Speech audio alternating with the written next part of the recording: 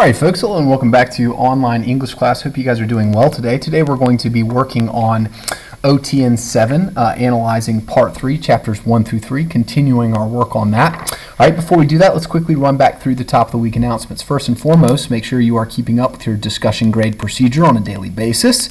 Make sure also that you are finishing your reading of part 3 of 1984.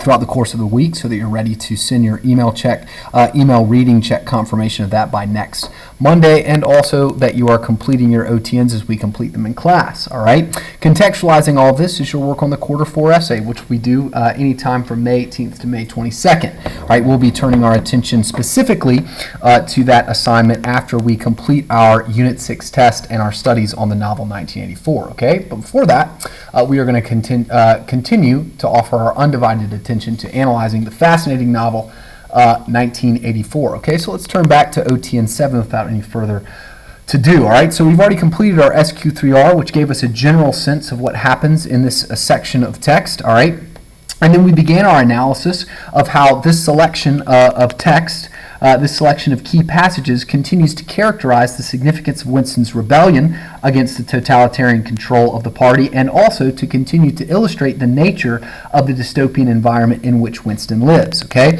so although Winston's rebellion has come to a conclusion, the meaning of that rebellion has not been fully developed. It's continuing to crystallize. It's continuing to become clear as we answer the fundamental question of why the party would allow Winston to discover the essence of his own humanity, to discover the value of his own life, and the fact that by nature he is a rational creature who has been designed to pursue the blessed life according to his own understandings of the good, and that freedom is part of what it means on the most basic level to be a human creature. Why would they allow him to discover that truth, if only to take that away from him? Well, the answer to that question begins to crystallize in the section of the text that we are studying. Okay, so yesterday, to quickly summarize what we talked about, in the ministry of truth, to which Winston is taken to be tortured and recreated in the image of the party,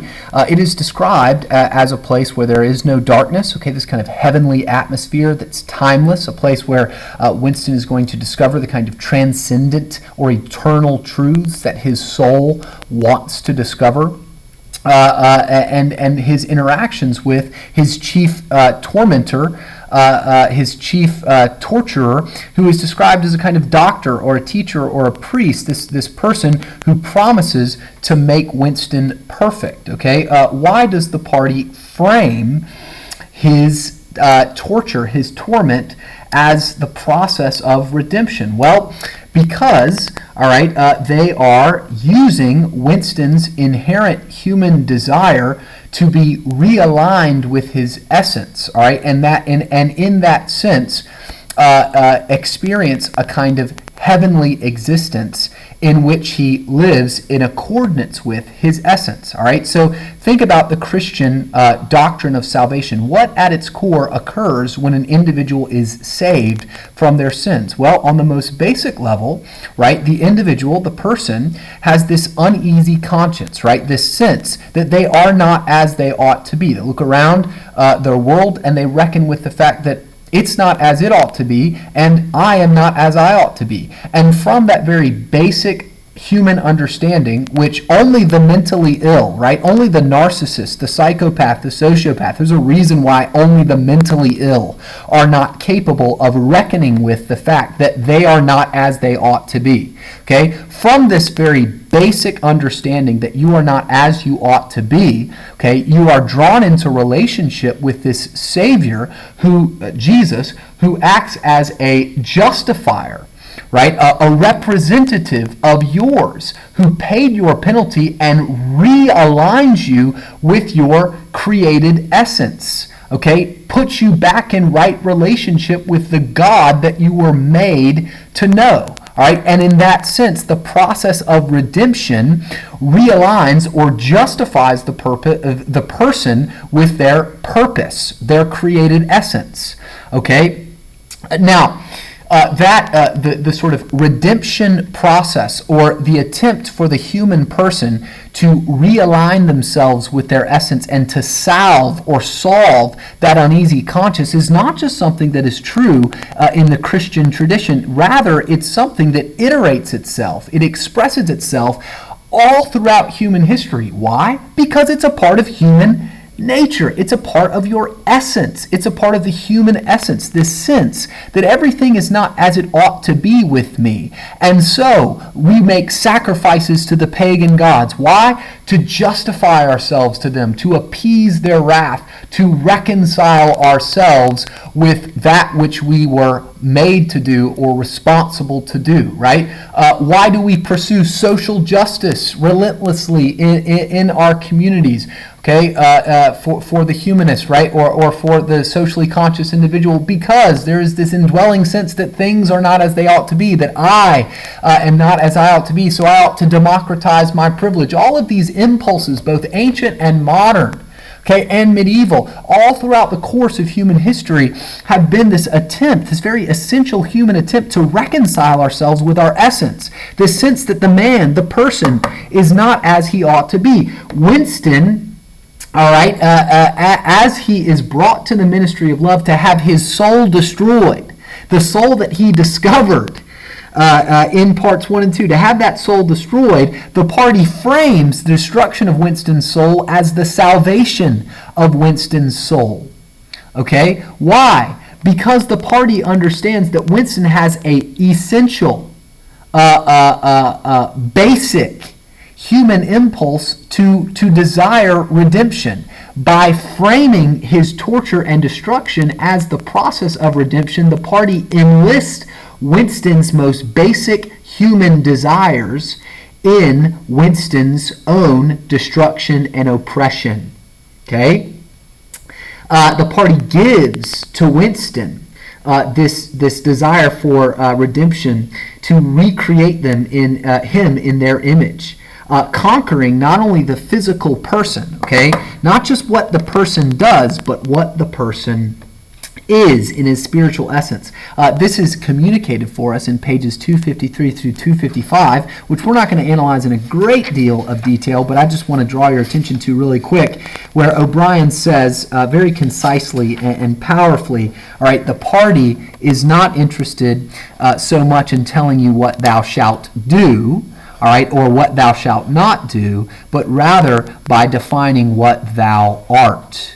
Okay, what you are on the most basic level is what the party is interested in redefining. They are interested in recreating the essence of the human creature. Okay, so how do they go about doing this? Well, they go about doing this slowly but surely, peeling back and using each element of Winston's humanity in order to destroy Winston's humanity. And the first element that they spend a great deal of time doing, or that O'Brien spends a great deal of time sort of destroying and remaking, is Winston's rationality. Okay, so you're going to have to stick with me. We're going to be analyzing pages 245 through 250 in some detail. All right, and I'm going to do some philosophizing. Okay, this is actually pretty interesting stuff if you are willing to think through it with me. All right, but if you're not interested by it, then you still, all right, as a student and also as a human being, need to think through these concepts. Okay, so the first aspect of Winston's humanity that the party attacks is his rationality. Okay. Now, what do I mean by rationality? Okay, well, what I mean by that is the ability of mankind to develop general principles about the way the world is, all right, about true things, using specific observations of the world around them, okay, using their senses, which again send signals to their brains, to their minds, and that individual person then comes to rational conclusions about what is true, about what is good, about what is just, all right, and vice versa. The rational human being can also interpret specific kinds of data in light of general premises. We call this, which you hopefully have learned in like a geometry class, deductive and inductive logic. Now, a human being is not solely rational, but they are indeed rational, and they're rational in a distinct way. They're rational distinctly in their ability to discover things, general principles that organize physical matter, like, for instance, Sir Isaac Newton's discovery of the theory of gravity, or Pythagoras' discovery of the Pythagorean theorem, okay, which helps us describe how triangles work, okay, and how matter relates to itself, or the principles of calculus, right, discovered by Newton and Leibniz, right. These kinds of exercises of human rationality help the person develop understandings of the truths of the environment around them. And no dog, no cow, no bear is capable of exercising reason in that abstract way. Okay, they don't have language, they don't have systems of symbols like numbers. They are capable of basic forms of logic like, okay, I'm hungry, need to go find food. I found food in this river last time. I'll go back to it now because I'm a big bear and I'm going to go catch some salmon in my mouth, okay? That is a baseline level of logic, but it is far afield from human rationality, which is capable of constructing abstract understandings of matter. But not only is the human being able to conceive of and construct abstract understandings of how matter works, but they're also capable of meditating on abstract concepts like the good, the beautiful, the just. All right?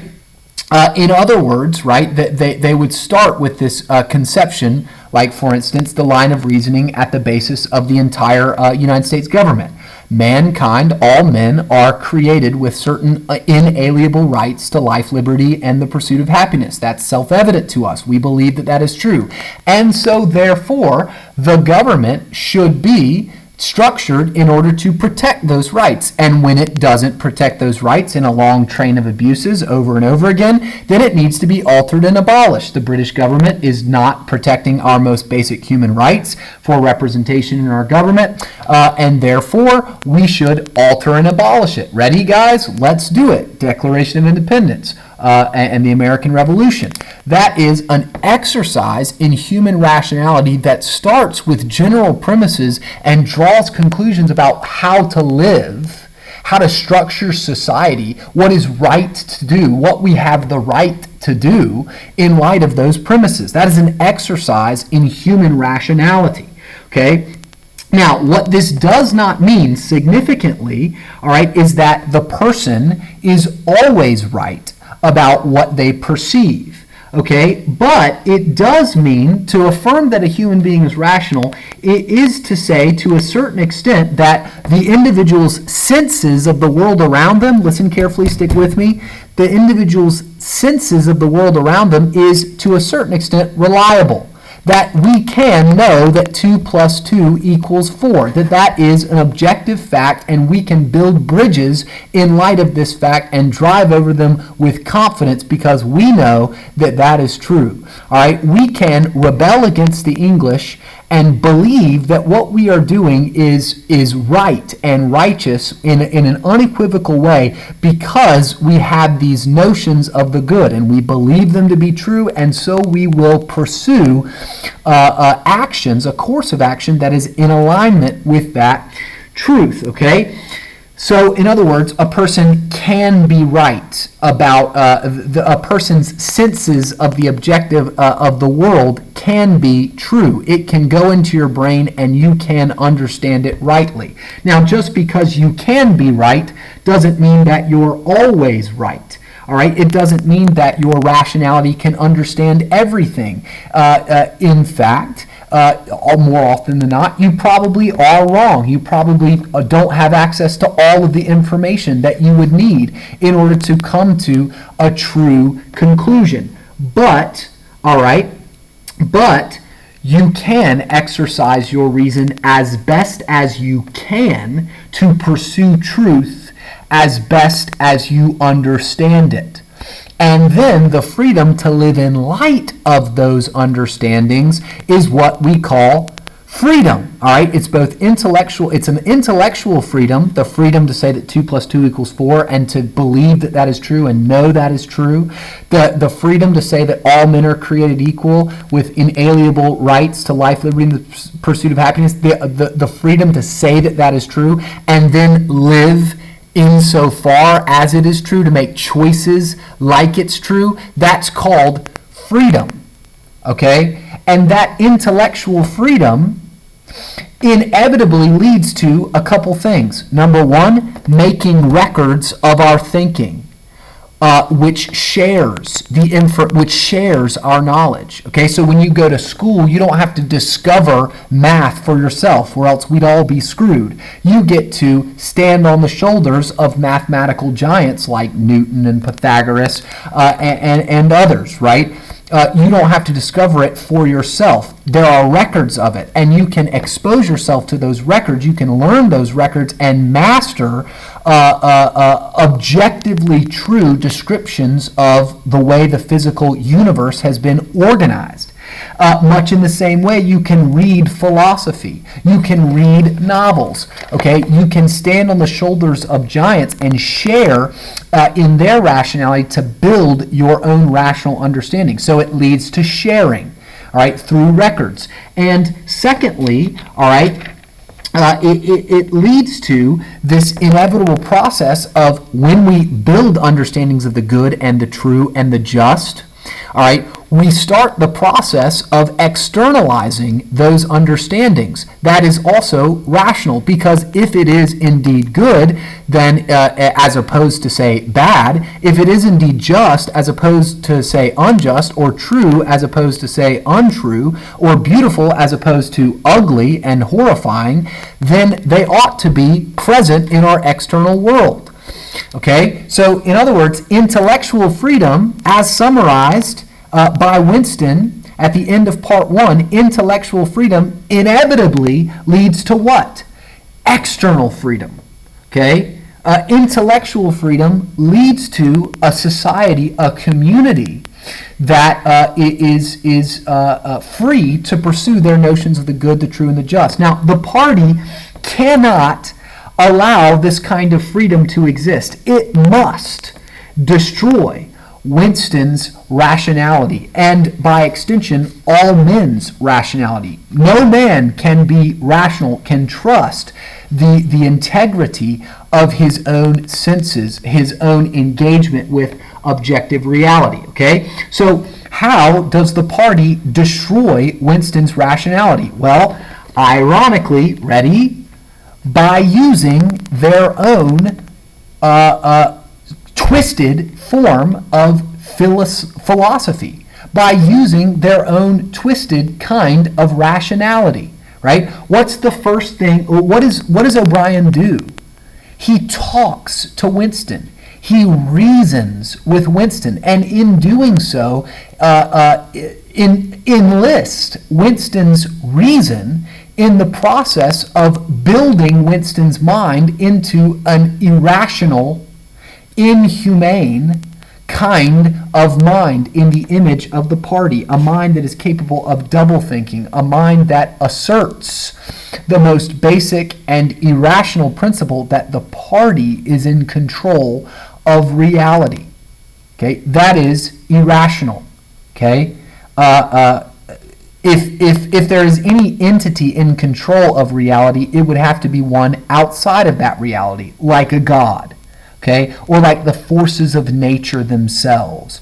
All right, they are reality, the organizing principles. Okay, the party is an entity within the world. Therefore, they cannot be in control outside of, over and above, and transcendent of that reality. Yet, even though that is irrational, the entire philosophy of the party is based on the affirmation that they are indeed in control of reality. Well, how do they persuade Winston of this? Well, they argue on page 245, 246, and 247. O'Brien argues. What's an argument? Right? When I say that you need an argument in your essay, what do I mean by that?